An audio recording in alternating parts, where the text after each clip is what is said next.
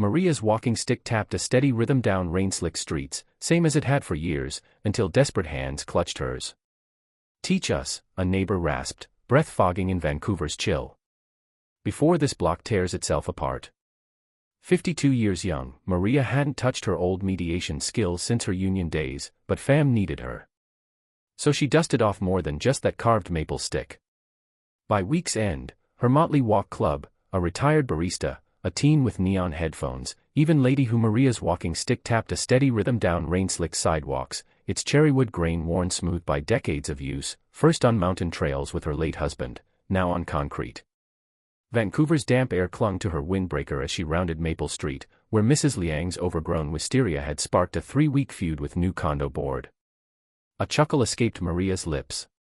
Who knew shrubbery could make grown adults act like toddlers fighting over sidewalk chalk? Her deepest fear slithered in like fog off English Bay. What if no one shows up again?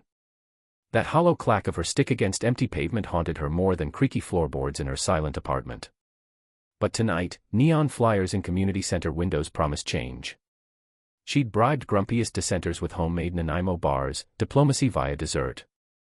By third block, shuffling footsteps joined hers. Mr. Patel, still in slippers. Teenage Aisha, snapping gum. Even Mrs. Liang, arms crossed but matching Maria's pace. Stick became a baton passing stories between them, how Maria's husband had carved its handle after her first chemo round, how its steady weight now anchored her when her knees betrayed her on steep inclines. Laughter bubbled up as Aisha tripped over a raised curb, classic rookie move, and suddenly, wisteria debate dissolved into shared maps of potholes to avoid. Maria's chest warmed. This wasn't just a walk, it was her fam stitching neighborhood back together, one clumsy step at a time. Maria's walking stick tapped a steady rhythm down rain-slick sidewalks, its polished maple catching golden streaks of afternoon light. 52 years of city living had taught her a thing or two, like how pavement could hide stories beneath its cracks, or how a simple stroll might untangle knots tighter than last year's Christmas lights. That stick wasn't just for balance. It had become a baton, passed between neighbors during weekly walks she'd started after overhearing two fam argue over a misplaced recycling bin.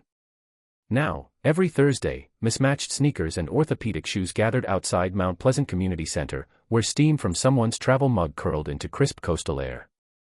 Progress wasn't linear. One morning, woman misjudged a curb and nearly face-planted into a hydrangea bush, graceful as a tipsy flamingo, she'd joked later. But slip sparked something. Retired teacher Ling, who'd been quietly trailing group, swooped in with a steadying hand and a lifetime of conflict resolution hacks. Soon, their duo became a trio, then a squad, as Ling recruited her knitting circle pals and she charmed barista from Corner Cafe into tagging along. By summer, their ragtag parade had covered every block within a 2-mile radius, pausing to admire rose gardens or let frazzled parents vent about barking dogs. That stick, once just a tool, now marked meeting points like a scout's flag, its dings and scuffs mapping their shared history. When new condo construction threatened to erase a pocket park, it was their walking club, not petitions or town halls, that brokered a compromise. Developers joined a stroll, heard stories about kids learning to bike there, and left with blueprints adjusted to save half green space. Maria never saw herself as a leader, just someone who knew sidewalks could stitch hearts as easily as they divided properties. Rain or shine, her stick kept tapping. And with every step, neighborhood remembered how to move forward, together. Maria's walking stick tapped a steady rhythm down rain-slick sidewalks, its worn handle a silent witness to years of stubborn pushes forward. 52 wasn't old, but some mornings her knees begged to differ. Still, she'd made a promise, to herself, to this patchwork Vancouver neighborhood where front yard squabbles over parking spots and barking dogs had turned next-door fam into strangers. Community centers buzzed with gossip, but Maria had a different idea. Instead of trading complaints over weak coffee, she'd started lacing up her sneakers and knocking on doors. "Walk with me," she'd say, leaning on that stick like a battle staff. Few refused. There was something about moving side by side, footsteps syncing, that loosened tongues better than any mediator's script. Doubts crept in, of course. Halfway up a steep hill, breath short, she wondered if she'd bitten off more than her creaky joints could chew. Then she'd spot two former sparring partners, one gripping a leash, other a recycling bin, falling into step behind her, trading sheepish smiles. Progress wasn't a straight path. It looped like these streets, with detours past pride and past hurts. Her stick wasn't just for balance. It punctuated determination, thumping against pavement like a metronome keeping time for grudges left behind.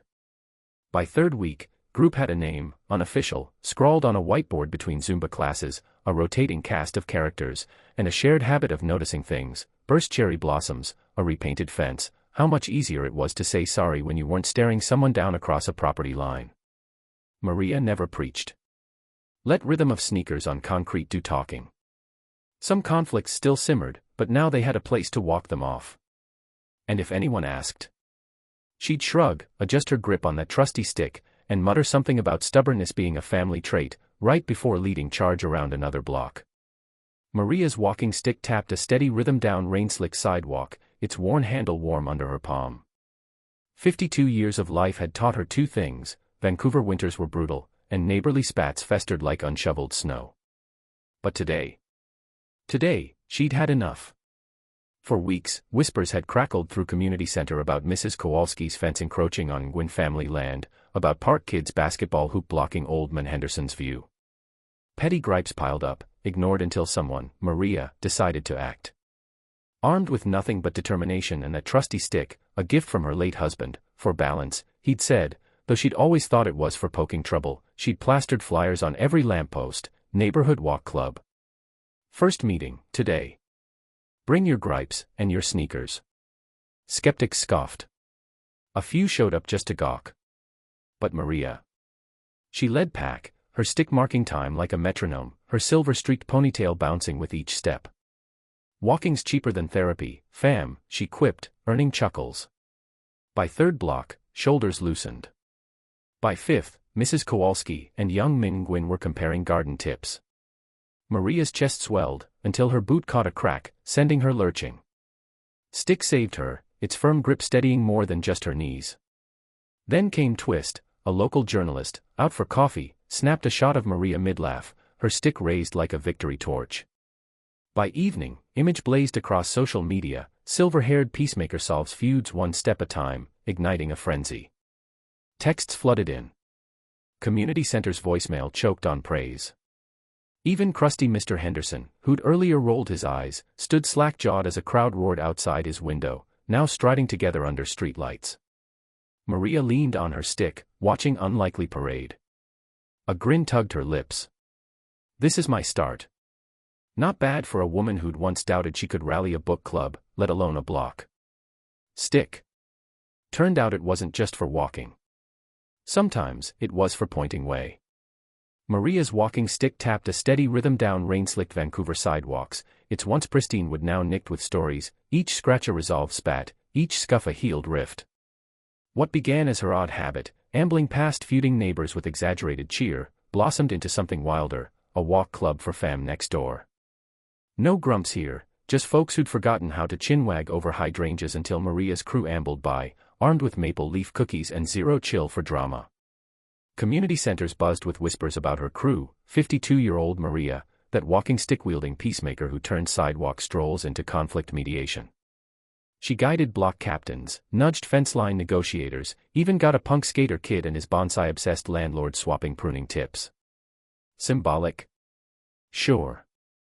Her stick, once just a knee aid, now leaned against porches as a truce flag, its dings proof that motion melts tension. Months in, her club's rep spread faster than wildfire in a cedar forest. City Hall slid her a nod, local bakeries donated truce treats. Maria's life, once quiet as snowfall, now pulsed with purpose, each step stitching neighborhood tighter than a knit scarf. So grab your kicks, walk your piece into being.